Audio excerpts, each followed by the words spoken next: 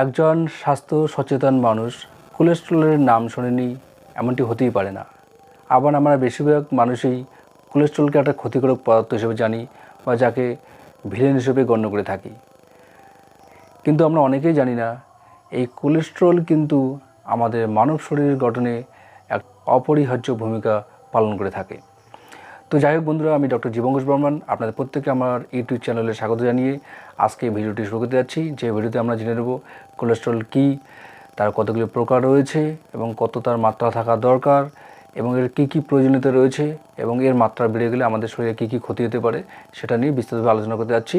এবং সর্বশেষে একটি হোমিওপ্যাথিক ওষুধ নিয়ে কথা বলবো, যেটা একটা কম্বিনেশন হোমিওপ্যাথিক মেডিসিনস, যেখানে ওয়েল সিলেক্টেড যে রেমেডিগুলো আছে তার সঙ্গে এটা কন্টিনিউ করলে খুব সহজেই এবং খুব তাড়াতাড়ি উচ্চ কোলেস্টেরল হাত থেকে আমরা রক্ষা পেতে পারি এবং এটা একটা দীর্ঘমেয়াদী সলিউশন হিসেবেই থাকে আর কি।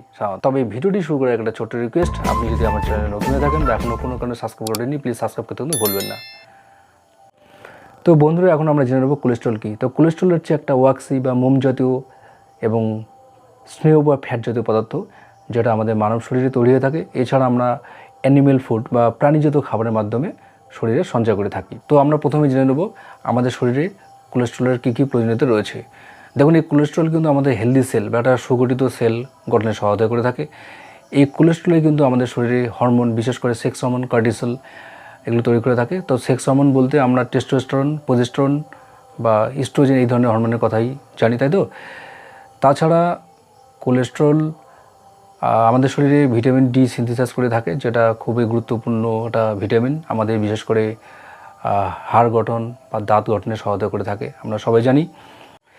তাছাড়া এই কোলেস্টেরলই কিন্তু আমাদের যে বাইল পিগমেন্টসগুলি তৈরি করে আমাদের হজম শক্তিকে, যার মাধ্যমে আমাদের ডাইজেশনস পাওয়ার বৃদ্ধি পায় এবং বা মেনটেন থাকে।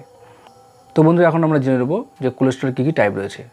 তো কোলেস্টেরল সাধারণত যে টাইপগুলি রয়েছে তাতে নম্বর 1 হচ্ছে এলডিএল, যেটাকে আমরা বলি লো ডেন্সিটি লিপোপ্রোটিন, যার মাত্রা থাকা দরকার 100 mg/dl এর নিচে, এবং এটা খুবই খারাপ কোলেস্টেরল। এর নাম হচ্ছে ব্যাড কোলেস্টেরল, যার পরিমাণ 100 ml/dl এর বেশি হলে সেটা আমাদের যে আর্টারিগুলো, ধমনীগুলো রয়েছে তার মধ্যে একটা প্লেক গঠনের মাধ্যমে সেটা ব্লকেজ করে দেয়, যার জন্য আমাদের হার্ট অ্যাটাক বা হার্ট স্ট্রোক, এমনকি সেরিব্রাল স্ট্রোকও হতে পারে। তো বন্ধু, এরপরে টাইপ রয়েছে যেটাকে আমরা বলি এইচডিএল বা হাই ডেন্সিটি লিপোপ্রোটিন, যেটার মাত্রা কিন্তু যত বেশি থাকবে তত আমাদের শরীরের পক্ষে সেটা উপকার করে থাকবে। বিশেষ করে এটার কমপক্ষে 60 mg/dl এর উপর থাকা দরকার। আর এটাকে এই জন্যই কিন্তু, যেহেতু এটা খুব আমাদের প্রয়োজনীয় একটা কোলেস্টেরল, এবং যেহেতু এই কোলেস্টেরলটি আমাদের খুবই প্রয়োজনীয়, তার জন্য এর নাম রাখা হয়েছে গুড কোলেস্টেরল। তো বন্ধু, এছাড়া কোলেস্টেরল আরেকটি টাইপ রয়েছে যেটাকে টিজি বা ট্রাইগ্লিসাইড বলা হয়ে থাকে। তো ট্রাইগ্লিসাইড কিন্তু আমাদের মূলত যে কাজটি করে থাকে সেটা হচ্ছে, যখন আমরা কোনো কারণে উপোস রয়েছি বা অনেকক্ষণ থেকে খাবার শরীরে ঢুকছে না, তো সেই রকম ক্রাইসিসে কিন্তু এই ট্রাইগ্লিসাইড আমাদের কোষের মধ্যে খাদ্য পাঠিয়ে থাকে। তো এই ট্রাইগ্লিসাইডের একটা মাত্রা রয়েছে যেটা আমরা সাধারণত লেস দ্যান 150 mg/dl বলে থাকি, বা সোজা কথা হচ্ছে 150 mg/dl এর নিচে থাকবে। কোনো কারণে যদি এটা 150-র উপরে উঠে যায় এবং 200-র মধ্যে থাকে, তখন সেটাকে আমরা বলি যে এটা বর্ডারলাইন কোলেস্টেরল রয়েছে। এবং যখন 200 পেরিয়ে যায়, 200 থেকে 499 অবধি, সেটাকে বলা হয় হাই কোলেস্টেরল। এবং যদি এটা 499কে পার করে 500-র ঘরে চলে যায়, তখন সেটাকে বলা হয় ভেরি হাই কোলেস্টেরল, এবং যে কন্ডিশনে আমাদের অ্যাকুইট প্যানক্রিয়াটিস সৃষ্টি হয় এবং সেটা একটা চিন্তার বিষয় বা সিরিয়াস মেডিকেল ইস্যুস। তো বন্ধুরা, টোটাল কোলেস্টেরলের মাত্রা নর্মাল লেভেল হচ্ছে লেস দ্যান 200 mg/dl বা 200 mg নিচে থাকবে।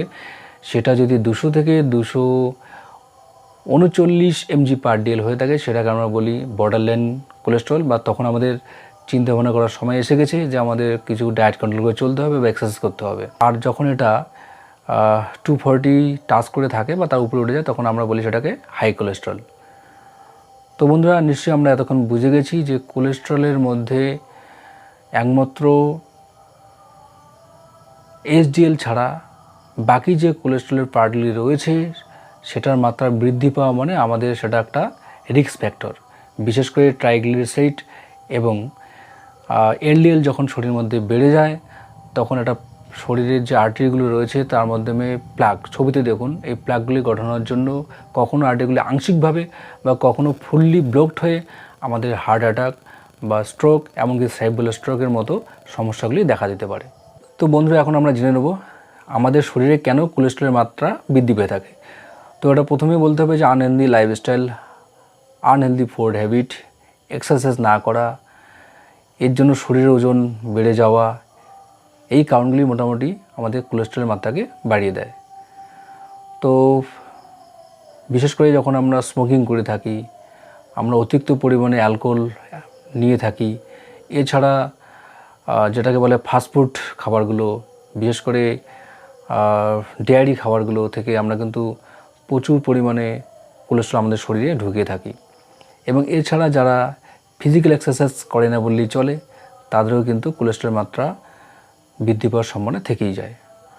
তো এখন আমরা জেনে নেব এর ম্যানেজমেন্ট কী কী রয়েছে। তো প্রথমেই এখানে ডায়েট কন্ট্রোলটা একটা খুব গুরুত্বপূর্ণ ভূমিকা পালন করে থাকে। বিশেষ করে যাদের হাই কোলেস্ট্রল রয়েছে তাদের ক্ষেত্রে যে ড্রিঙ্কসগুলি করা উচিত সেটা যদি বলতে হয় তো প্রথমে হচ্ছে গ্রিন টি, দিনে 2 থেকে 3 কাপ গ্রিন টি খেতে হবে। এছাড়া সয়া মিল্ক, এটা খুবই গুরুত্বপূর্ণ একটা ড্রিঙ্কস যেটা আমাদের কোলেস্ট্রলের মাত্রাকে কমিয়ে দেয়। এছাড়া ওটস মিল্ক আপনারা দেখে নেবেন, বিভিন্ন কোম্পানির পাওয়া যায়, সেটাও কিন্তু আমাদের কোলেস্ট্রল মাত্রাকে কমিয়ে দেয়। এছাড়া বেদানা বা ডালিমের রস, এমনকি এটাকে যদি আমরা র খেয়ে নিই সেটা মনে হয় আরও ভালো হবে।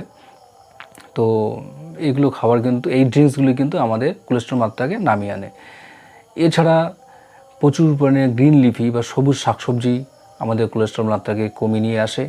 এখন আমরা জেনে নেব কোন খাবারগুলি আমাদের বর্জন করতে হবে। তা আমরা প্রথমেই বলে নিয়েছি যে ডেয়ারি খাবার, এছাড়া ফাস্টফুড, তার সঙ্গে সঙ্গে রেড মিট, তার সঙ্গে সঙ্গে স্মোকিং বা অ্যালকোহল কনজিউম করা, এগুলোকে একদম বন্ধ করে দিতে হবে।